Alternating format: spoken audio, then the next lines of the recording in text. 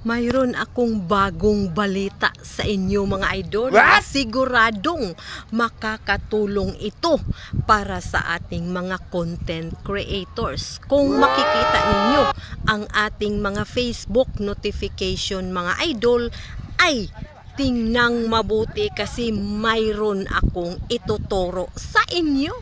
Pero bago pa yan ay i-shout out ko muna ang ating star sender na si Mons Del.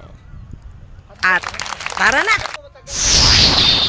Tap lang natin ang ating Facebook app at puntahan natin ang ating notification bell. Kung makikita natin ito mga idol, round trip of activity GB Dims. Alam naman natin itong si Idol GB Dims ay isa sa napakasikat na vlogger. Click lang natin yan. Ito na ang unang bumungad sa atin mga idol. What's your favorite GB Dims moment? Create a post or video with some favorite content about GB Dims.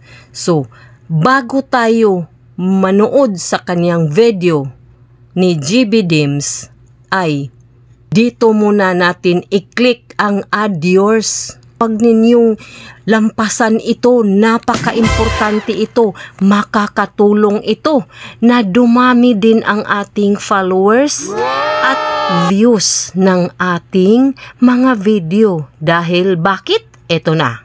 Click na natin add yours.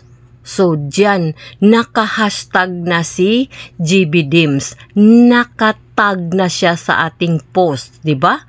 At GB Dims ay isa sa napakasikat din na content creator. Click lang natin ito at dito tayo maghanap. Pili na ako dito sa aking gallery na ito ang aking i-post ang nagustuhan ko na picture.